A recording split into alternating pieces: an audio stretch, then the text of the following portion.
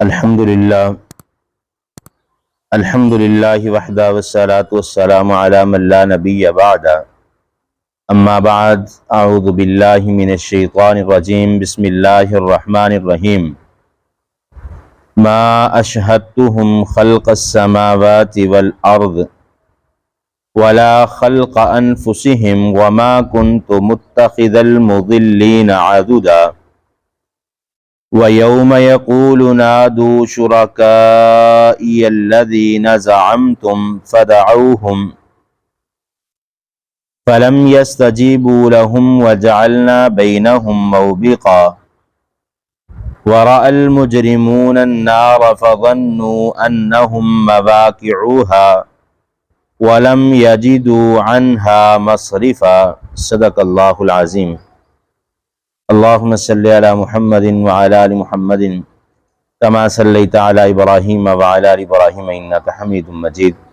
اللہم بارک علی محمد وعلی آل محمد کما بارکت علی ابراہیم وعلی آل ابراہیم انک حمید مجید۔ ہر قسم کی حمد و ثنا اللہ وحدہ لا شریک کی ذات کے لیے، کروڑہ درود و سلام امام الاولین والآخرین جناب محمد الرسول اللہ صلی اللہ علیہ وآلہ وسلم کی ذات اقدس پر۔ مختصر حمد و ثنا کے بعد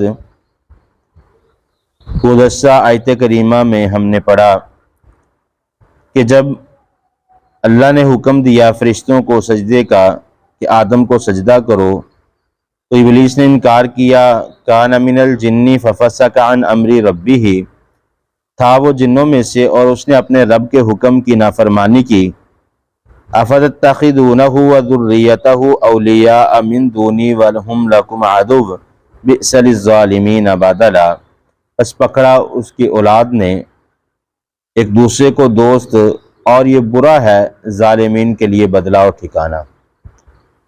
آج کی آیت کریمہ میں اللہ رب العالمین فرماتے ہیں ما اشہدتہم، نہیں تھا میں نے تم کو اکٹھا کیا، حاضر کیا، خلق السماوات والارض، جب زمین اور آسمان کو پیدا کیا، ولا خلق انفسہم، اور نہ ہی تم نے اپنے نفسوں کو پیدا کیا، وما کنت متخذ المضلین عضدا، اور میں نہیں تھا بنانے والا گمراہ کوئی مددگار۔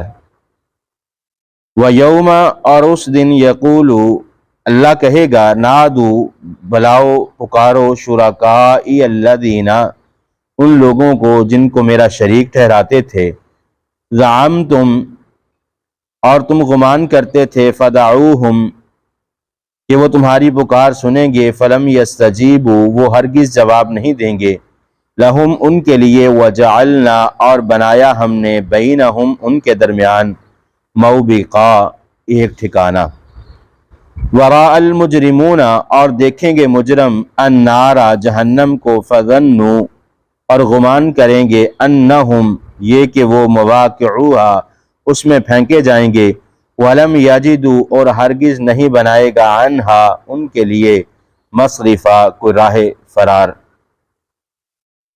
ما اشہدتہم خلق السماوات والارض، اللہ رب العالمین فرماتے ہیں میں نے کسی کو بھی حاضر نہیں کیا جب میں نے زمین اور آسمان کو پیدا کیا، یعنی زمین اور آسمان کی تخلیق کے لیے کسی بھی کو اپنے ساتھ شریک نہیں ٹھہرایا، بلکہ زمین اور آسمان کو میں نے خود ہی پیدا کیا۔ اس کائنات میں جو لوگ اللہ کے علاوہ دوسروں کو خدا مانتے ہیں یا اللہ کا شریک ٹھہراتے ہیں، اللہ فرماتے ہیں میں نے تو ان میں سے کسی کو بھی اپنے ساتھ اکٹھا نہیں کیا یا بلایا نہیں، یا اس وقت آواز نہیں لگائی کہ آؤ میرے ساتھ، میں نے زمین کو بنانا ہے، میں نے آسمان کو پیدا کرنا ہے۔ اللہ فرماتے ہیں میں نے کبھی بھی ان کو آواز نہیں لگائی۔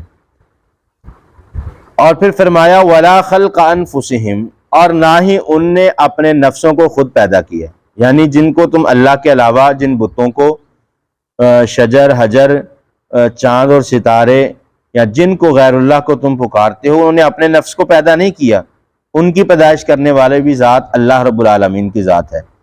وما كنت متخذ المضلین عضدا، اور اللہ فرماتے ہیں میں نے کسی کو بھی گمراہ کا مددگار پیدا نہیں کیا۔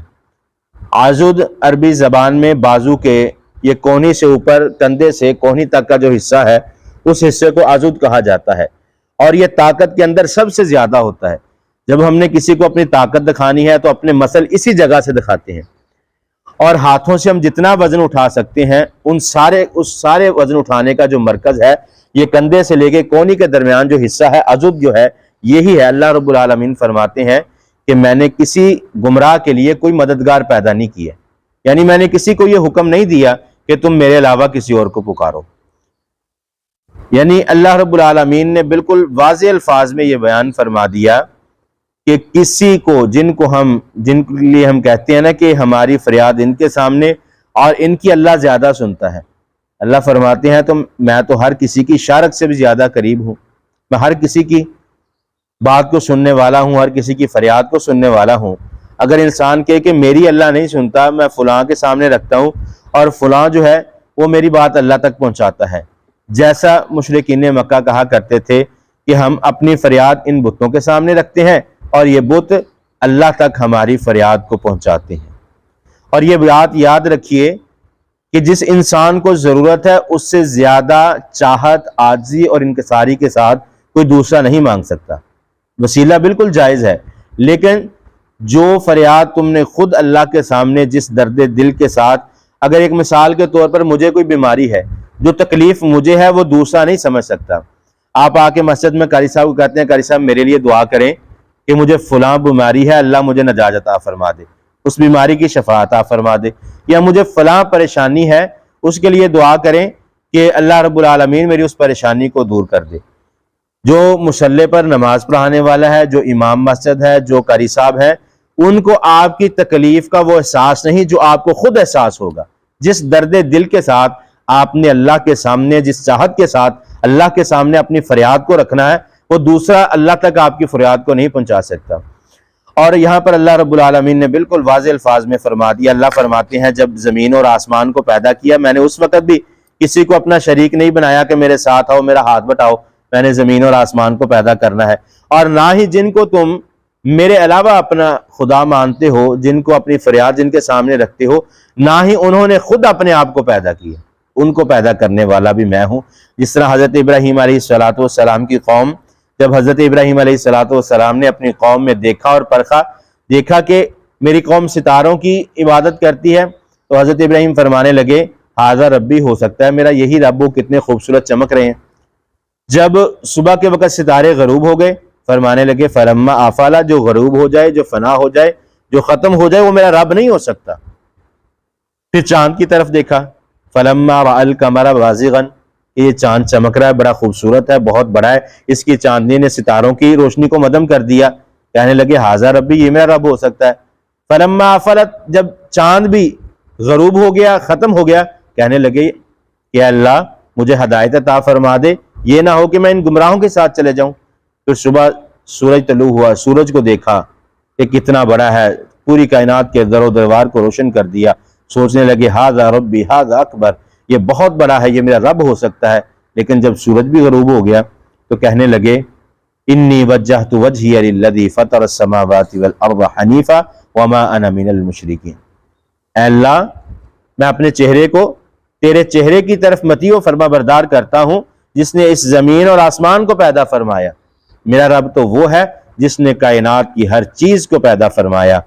और फिर अल्लाह रब्बुल आलमीन फरमाते हैं अगली आयत में, व यौम यक़ूलु नादू शुरकाइयल्लज़ीना ज़अमतुम फ़दअूहुम फ़लम यस्तजीबू लहुम वजअलना बैनहुम मौबिक़ा। अल्लाह फरमाते हैं क़यामत वाले दिन, व यौमा, उस दिन यानी क़यामत वाले दिन, यक़ूलु, वो कहेगा, कौन, यानी अल्लाह रब्बुल आलमीन फरमाएंगे, नादू, निदा, उर्दू जबान में भी लफ्ज़ निदा इस्तेमाल होता है आवाज देने के लिए, नदा लगाना।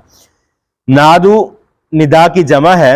अल्लाह फरमाएंगे नादू शुरकाइयल्लज़ीना, बुलाओ, आवाजें लगाओ, पुकारो उनको जिनको तुम मेरा शरीक ठहराते थे। अल्लज़ीना ज़अमतुम फ़दअूहुम, और उन लोगों के बारे में जिनके बारे में तुम गुमान करते थे कि जब हम उनको पुकारते हैं तो हमारी आवाज का जवाब देते हैं। अल्लाह रब्बुल आलमीन फरमाते हैं फलम यस्तजीबू, पर हरगिज नहीं वो तुम्हारे आवाज का जवाब देंगे। وَجَعَلْنَا بَيْنَهُمْ مَوْبِقًا، اور اللہ رب العالمین فرماتے ہیں ہم نے بنا دیا ہے ان کے درمیان موبقا، ایک ٹھکانہ، ایک گہرائی۔ موبقہ اصل لفظ ہے واو با اور قاف، وبق۔ وبق اس وادی کو کہا جاتا ہے جس طرح ہم کسی چیز کو جلائیں، اگر اس کے اندر تیل ہو تو وہ تیل اس کا نیچے اکٹھا ہو جاتا ہے۔ اور وبق جہنم کی ایک وادی کا نام بھی ہے۔